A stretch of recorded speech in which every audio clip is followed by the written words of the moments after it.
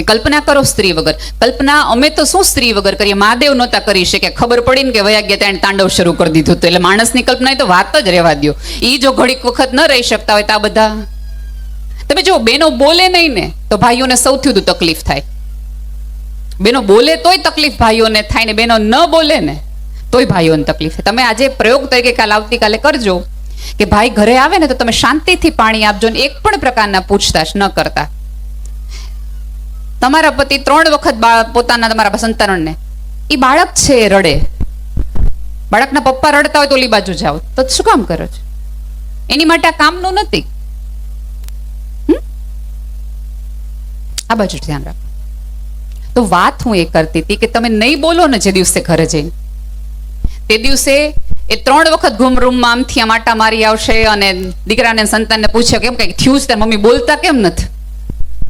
તરત એ મૂંઝવણ. કારણ કે હજી સુધી પુરુષ છે ને એ જગતમાં બધું સહન કરી શકે, પણ સ્ત્રીનું મૌન સહન કરી શકે એટલો શક્તિશાળી હજી પુરુષ નથી થયો. અને મૂંઝારો થવા માંડે કે આ બોલતી કેમ નથી? કારણ કે એના બોલ ન બોલે તો ધરતીકંપ આવી જ જાય. ઓલો તો આવ્યો તો ને આ તો ખરેખર રોજે રોજ આવે. અઘરું છે. અને અહીંયા બેઠેલા દરેક સ્ત્રી અને ભાઈએ ક્યારેક ને ક્યારેક તો જાણે અજાણે એક વાક્ય બોલ્યું હશે કે આ સ્ત્રીએ તમારી જિંદગી બગાડી નાખી. ગુસ્સામાં બોલ્યું, પ્રેમથી બોલ્યું, વટથી બોલ્યું. તેવા દરેક ભાઈઓને 2 હાથ જોડી અને વંદન કરીને મારે એક વાત કહેવી છે કે જો તમે એવું માનતા હો કે આ સ્ત્રીઓએ તમારી જિંદગી બગાડી નાખી છે તો મારે તમને કહેવું છે કે તમારા ઘરના 25 કિલો ચોખા, 1.5 કિલો એરોડિયુંમાં દઈ અને અમે 2.5 વર્ષ સુધી તમારા ચોખા નો બગડવા દેતા હોઈએ તો એ સ્ત્રી તમારી જિંદગી બગડવા દે એમ તમે કયો છો? તમારા ઘરની રકેબી તૂટે ને તો ચીસ અમારામાંથી નીકળે કે આના પરસેવાની કમાણીની છે ને એટલે રેડ નીકળે. તો આપણે કહે પણ હું રાડું નાખશ, આ રકેબી તૂટી ગઈ એમાં. અહીંયા હવે ભરત છે ને, આ બધી બાઓને માવડીઓને પૂછજો કે પેલા ભરત ધરવા માટે તમને સારું કાપડ નહોતું અપાવાતું. જે લીરા હોય, ચોડાઈ ગયેલું હોય, ફાટી ગયેલું હોય, ફેંકી દેવાનું હોય ને એ કાપડ તમને આપે અને એમાંથી તમારે ભાત પાડવાની, એક સરખા લીટામાંથી સુંદર દેખાડ્યું. સાહેબ આ એ સ્ત્રીઓ છે કે તમારા ઘરના ફાટેલા કપડાઓમાંથી તમારા બધાના વાસ્તી સરસ મજાના તમારા આંગણા રૂડા લાગે ને એવા ભરતકામ કરીને દેખાડ્યું હોય, ફાટેલાને સાજા કરી નાખે, એ આ બધી માતાજીઓ છે. અને સાવ સાદી વાત છે સાહેબ, મેં તો અનેકો વાર સ્ટેજ ઉપરથી કીધું છે અને જવાબદારી સાથે કહું છું, જે દિવસે તમારી ઉમરાવાળી રાજી ને તે દી તમારી ડુંગરાવાળી રાજી. બાકી ભૂલી જાઓ, ભૂલી જાઓ. માગો તો ઉપરવાળા આગળ માગજો, અનહદ માગજો, માગવું જ જોઈએ. હું તો એમ જ કહું છું, બધા એમ કે ભગવાન આગળ મગાય જ નહીં. હું તો એમ કહું ભગવાન આગળ જ મગાય. 2 હાથવાળા આગળ માગ્યું છે ને તો 10 જણને કે, 1000 હાથવાળા આગળ માગો ને તો કોઈ દી કોઈને કહેવા નહીં આવે કાણે મારી આગળ માગ્યું તું. માગો જ, જે જોતું હોય માગો, અઢળક માગો.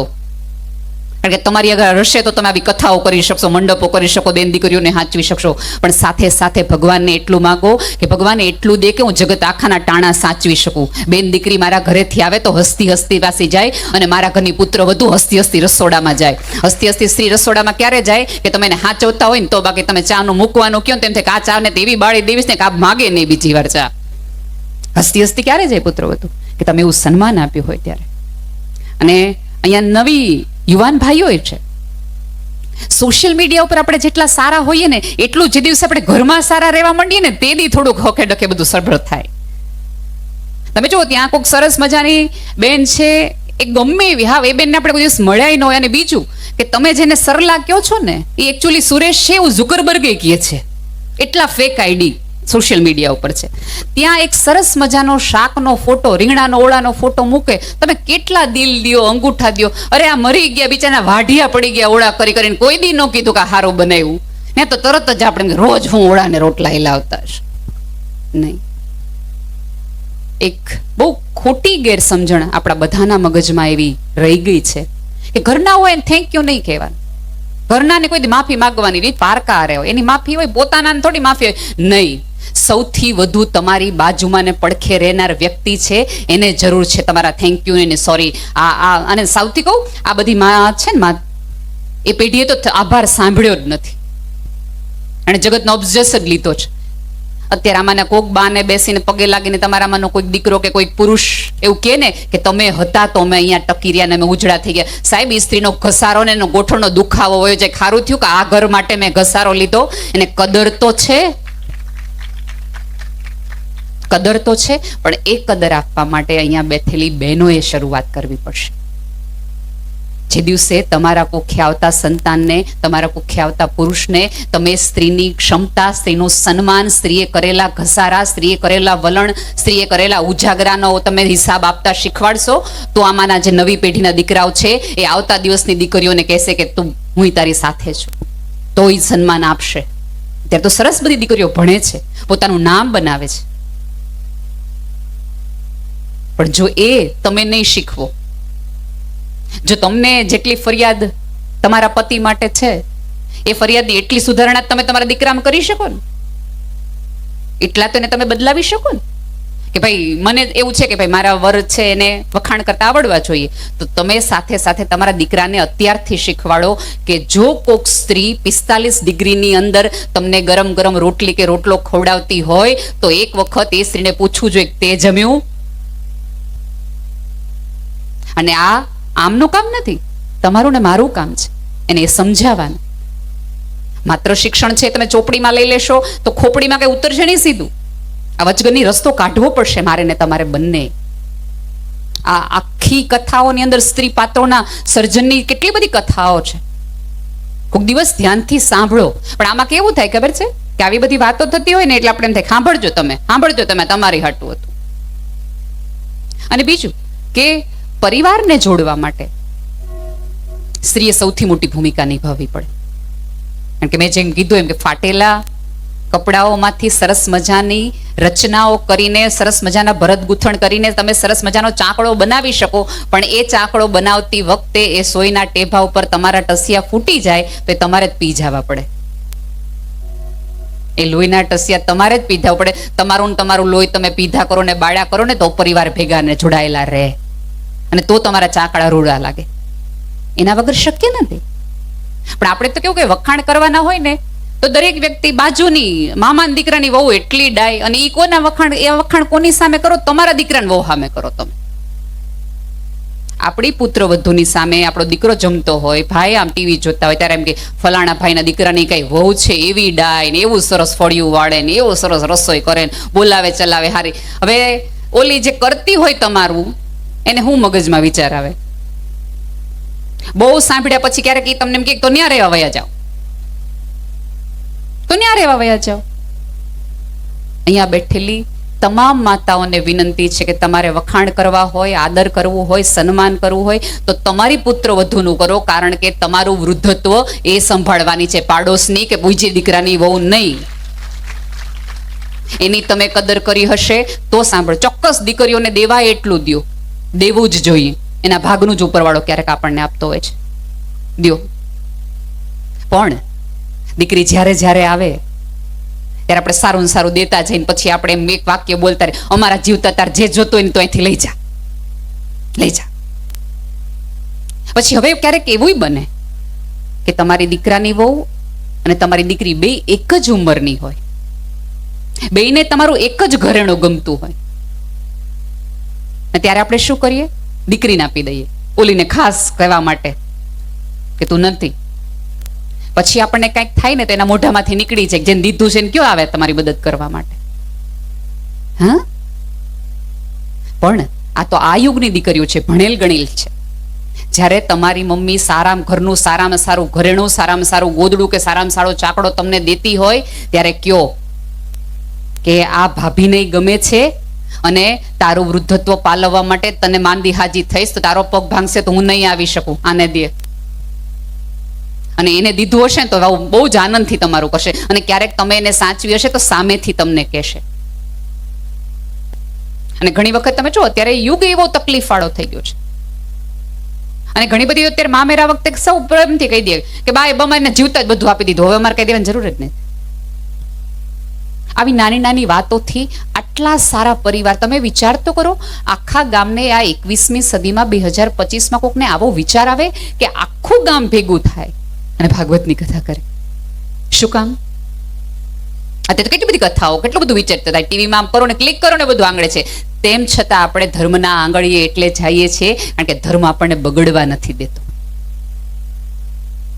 અમારે ભીખુદાનભાઈ બહુ જ સરસ વાત કરે કે પહેલાના જમાનામાં છે ને ઉમરા હતા, હજી કદાચ તમારા ગામમાં હશે ઉમરા.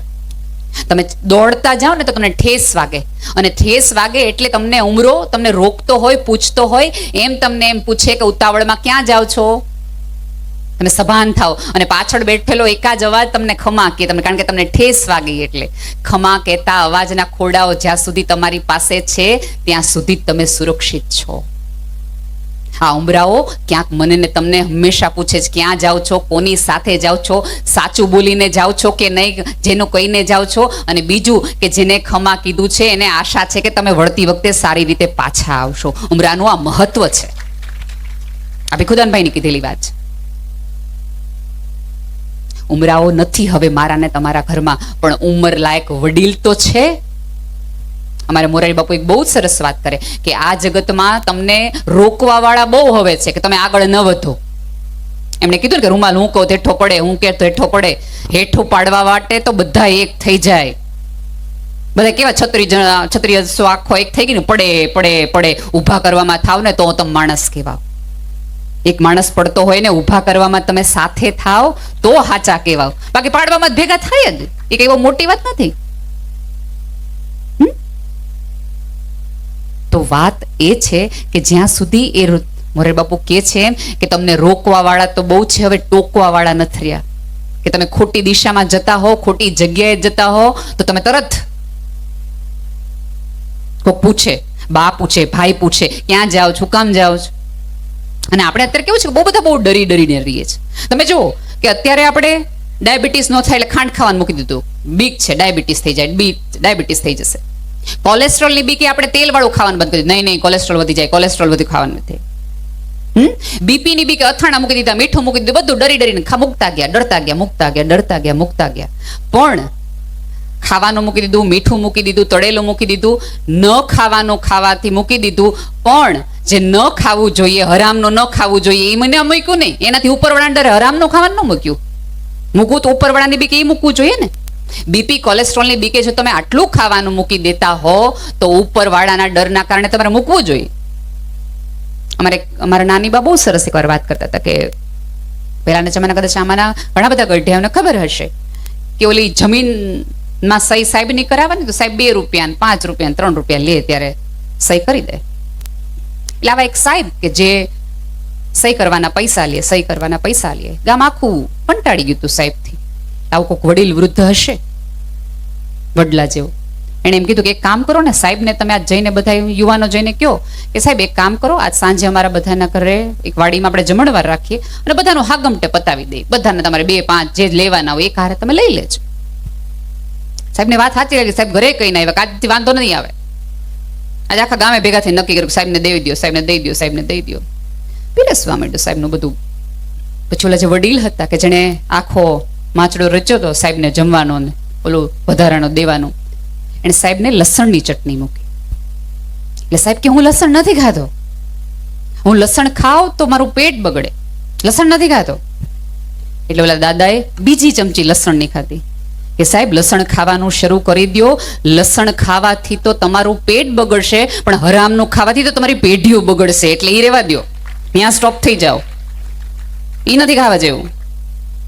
ક્યાંક આ બધી કથાઓ મારી અને તમારા માટે પાસે આ જગતના ચોકમાં જવા માટેના ઉમરાનું કામ કરે છે.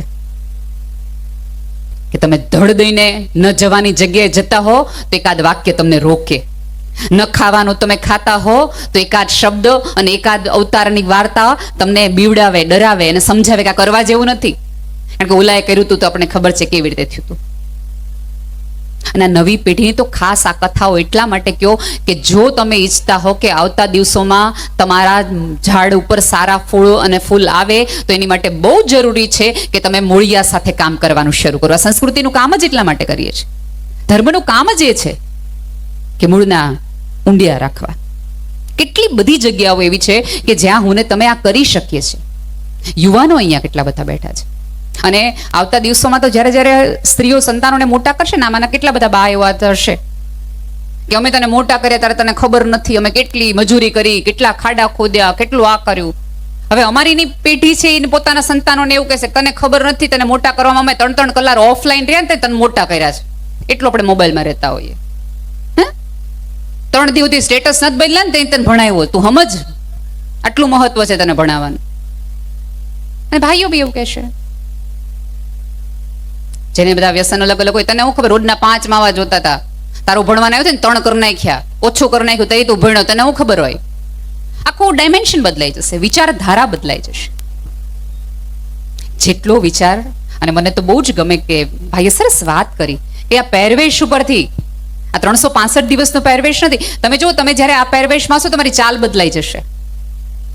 તમે જે રેગ્યુલર ચાલ સાથે ચાલતા હોય એ ચાલ સાથે તમે આ પહેરવેશમાં નહીં ચાલો, તમારી કરોડરજ્જુ એની મેળે ઊભી થઈ જશે. કારણ કે તમને ખબર છે કે તમે શું પહેર્યું છે નહીં, તમને ખબર છે કે તમે કોના છો, કે તમે આ પહેર્યું છે. કે સેમ નથી, એમ આ કોઈ કોપી પેસ્ટ કરી શકાય? બધા જેવું થઈ શકે. જો બધા જ પ્રકારના દેખાડા થઈ શકે કે હું સારી છું, હું બહુ મળતાવળી છું, હું બહુ સમાજ સેવક છું, હું કોઈ દિવસ કોઈનું ખોટું કરવું નહીં, હું બોલું નહીં, આવા બધા તમે દેખાડા કરી શકો. તમે કોઈ દિવસ દાન દેતા હોય દાનવીરના દેખાડા નહીં કરી શકો. એની એક્ટિંગ થાય જ, તમારે દેવું જ પડે. ભાઈએ પૂછી લીધું ને કે વ્યક્તિગત છે, કારણ કે દેવા પડે, એ કરવું પડે. કોઈ દિવસ નહીં. થોડા શાંત થાવ. અત્યારે આ યુગની સૌથી મોટી સમસ્યા, ખાસ કરીને યુવાનોમાં, બહુ જલ્દી આપણે ગરમ થઈ જઈએ છીએ. લોહી ચોક્કસ ગરમ રખાય, પણ હવે તલવારમાં નહીં, કલમમાં રખાય, વિચારમાં રખાય, તમારી વાતથી પરિવર્તન લવાય. હવે એવા યુગમાં છીએ. અને હમણાં કદાચ તમે થોડા વખત પહેલા સાંભળ્યું હશે, એલન મસ્કે જ બહુ સરસ વાત, કે જે એઆઈ, આ ટેકનોલોજીની આખા જમાને જે નવયુવાનોને લાગુ પડે એવી વાત છે કે એણે એક કીધું, આજ સવારના જ છાપામાં છે કે 10 લાખ જેટલી નોકરીઓ જતી રહી કોમ્પ્યુટર અને એઆઈના હિસાબે. કોની નોકરી ટકશે? તો કે જેને જમીન છે ને જેને ખેતી કરતા આવડે છે, આ 2 જ વ્યક્તિઓ આવતા દિવસોમાં ટકી જવાના છે.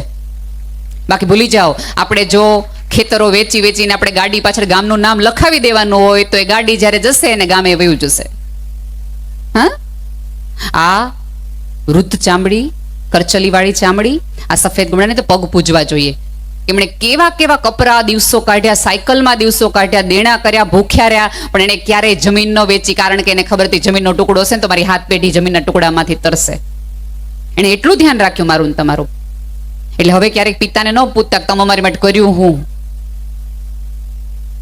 થાય કોઈક મોટા માણસને જોઈને ઈચ્છા થઈ જાય આપણને કે આના પપ્પાએ આટલું કર્યું, ઓલાએ આમ કર્યું, ઓટલાએ આમ કર્યું. પણ તમારા પપ્પાએ એની પાસે જે હતું ને સાચવી રાખ્યું. આપણે કદાચ આપણી પેઢી માટે સાચવી રાખી શકશું કે નહીં એ આપણને ખબર નથી. આટલો મોટો કે જે ટેકનોલોજી સાથે જોડાયેલો માણસ, વિશ્વનો સૌથી પૈસાદારમાં પૈસાદાર માણસ, જો એમ કહેતો હોય કે જેની પાસે જમીન છે ને જેને ખેતી કરતા આવડે છે એના જ આવતા દિવસે, કારણ કે બધું જ કામ રોબોટ કરી શકશે, કોમ્પ્યુટર કરશે, પણ આ કામ તો તમારે માણસે જ કરવું પડશે. તો તમે તો એની સાથે જોડાયેલા લોકો છો, સાચવી રાખજો. આ વિરાસત છે તમારી. જેમ ધર્મ સંસ્કાર એ છે, એમ તમે જે પાયામાં જે જમીન સાથે છો એ જમીન સાથે સંપર્ક રાખજો. અને 100% કહું છું કે અહીંયા બેઠેલી નવી પેઢીને થોડી કામ કરવામાં રાખજો. આ આવડું મોટું આયોજન છે, કેટલા બધા લોકો આમાં જોડાણા હશે. હું તો બહુ અંગત રીતે માનું છું કે અહીંયા બેઠેલી તમામ વ્યક્તિઓએ વ્યક્તિગત રીતે એક જવાબદારી લેવી જોઈએ. એક જવાબદારી. પણ આપણે તો હું જમણવારમાં એટલી ગળદી થતી હતી રોજે રોજ, પછી હું તો તેથી જમી જ નહીં. આવું બોલવું બહુ જ સહેલું છે, ખબર નહીં. આજ કઈ દાળમાં મજા જ નહોતી આવતી. તેથી પહેલેથી દાળ હતી ને એવી હતી. આવું બોલવું બહુ જ સહેલું છે, પણ આટલી ગીર્દી થઈ, આટલી ગીર્દી થઈ. આમાંના કઈ બહેનોએ એવું કીધું કે આપણે એક કામ કરો, લાઈન રાખો, પેલા આટલી બહેનોને જમીને બહાર નીકળી જવા દો. એવું ના કરીએ આપણને. વિચાર તો આપણે ફરિયાદ કરતા પહેલા આ વિચાર કરો કે ઓહો ટોળા ટોળા બાયું સમજે નહીં, પણ હું ઈ જ છું, હું એ જ છું. કોઈ પણ ફરિયાદ કરો ત્યારે પહેલા તમારી જાતને એ પૂછો કે તમે આ પરિવર્તન લાવી શકો એમ છો? તો ત્યાં સુધી જાઓ. જીભને મેં કીધું એમ કાબુમાં રાખો ને થોડા શાંત થાવ. એક વખત એક દરજી હતો, એ સોયથી કામ કરે ને ત્યારે સોયને અહીંયા પોતાની ટોપીમાં રાખે અને કાતરથી કામ કરતો જાય, કાતરને પોતાના પગે રાખે. કાતર મોંઘી છે, સોય સસ્તી છે. એ રોજ આવું થાય એટલે એક વખત એના દીકરાએ હિંમતથી પૂછ્યું કે પપ્પા તમે આ રોજ કેમ આવું કરો? તમને ખબર છે કાતર કેટલા રૂપિયાની આવે? આ પિત્તળના હાથાવાળી મોંઘી કેટલી છે? એને તમે પગ નીચે રાખવાના હોય તો એ કે આમ ન મળી જાય તમને જોઈએ એટલે એક પડીકામાં દ આવે છે, એ ખોવાઈ જાય તો કઈ વાંધો ન આવે, તમે ન હોય સાચો છો. ત્યારે એના પિતાએ સોયમાં દોરો પોરવતી વખતે એવું કીધું હતું કે સોય છે ને એ જોડવાનું કામ કરે છે ને, સાંધે છે ને ફાટેલા ને તૂટી ગયેલા ને, એટલે એને માથે ચડાવું છું. ને કાતરના કામ છે ને 2 જણાને કાપવાના છે એટલે એને પગે રખાય. કાપવાના કામ કરશો ને તો આજીવન પગે રહેશો ને ગામની બહાર રહેશો. જોડવા વાળા બન્યા ને તો 5 જણામાં પૂછાશો ને તમે નહીં હોય તોય તમારા નામ દઈને કહેવાશે કે ઓલા ભાઈને ને ફલાણા ભાભીને બોલાવો ને એનું કામ પડ્યું છે, આ ઘર તૂટી રહ્યું છે, આ 2 ભાઈઓ બાંધી રહ્યા છે. બાકી ઘણા તો એવા હોય, એવા સ્વભાવ વાળા હોય ને કે હોય તો એમ લોકો એમ કે ઈ ન હોય ને ત્યાં કામ પતાવી દેજો, બાકી આવશે ને તો હમણાં મળશે. તમે જો પ્રસંગો માંડવાના હોય ને એટલે પેલા એવું થાય કે ફલાણા મોટા ભાઈને બોલાવો, મોટા બાને બોલાવો, એના વગર કોઈને ખબર નહીં પડે. અને ઘણા ફૈબા એવા હોય કે ઈ આવે ને પેલા બધું બનાવી નાખો, નહીં તો બહુ તકલીફ પડશે કવર કરવામાં. પૂછો તમારી જાતને તમારે કઈ યાદીમાં જવું છે, જોડવા વાળાની યાદીમાં, કાતરોની યાદીમાં કે ઓલી સોય વાળાની યાદીમાં. અને થોડાક ધીમા ખમો. નવી પેઢી છે કદાચ તમને નહીં સાંભળે કારણ કે બધું કારણ માગશે. અને નવી પેઢીને મારે થોડું કહેવું છે કે આ ધર્મની બધી વાતો સાંભળો ને ત્યારે થોડુંક સમજજો કે જે વિજ્ઞાનને તમે આટલું બધું વધાવો છો, વધાવા જેવું જ છે. વૈજ્ઞાનિકોએ એવું કામ કર્યું છે કે 100%, પણ એવું નહોતું કે આ બધું કંઈ આપણી પાસે નહોતું. આમાંના કેટલી પેઢી હજી છે એ મીઠાથી દાંત ઘસે છે. કેટલા બધા માના લોકો હજી કદાચ હશે બા. હવે ઓલી આલિયા ભટ્ટ આવીને આપણને સરસ એમ કે ક્યાં આપકી પેસ્ટ મેં નમક હે, લઈ આવીએ.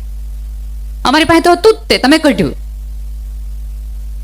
તમને ખબર હશે કે આ વખતે છાપામાં કદાચ નવી પેઢીએ વાંચ્યું હશે ને જે લોકો IAS IPS ની તૈયારી કરતા હશે એને પ્રશ્ન આવશે કે વિજ્ઞાનનું જેને નોબેલ પ્રાઇઝ મળ્યું છે એ માણસે કેન્સરની રસી શોધી એટલા માટે એને નોબેલ પ્રાઇઝ મળ્યું છે.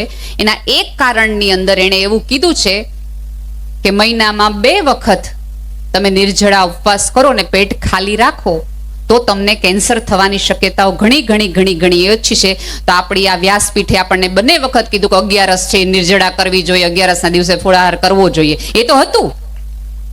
અત્યારે આપણે એને નોબેલ પ્રાઇઝ આપીએ છીએ. આપણા ઋષિ મુનિઓએ આપણને કહીને જ અહીં સુધી મોકલ્યા છે.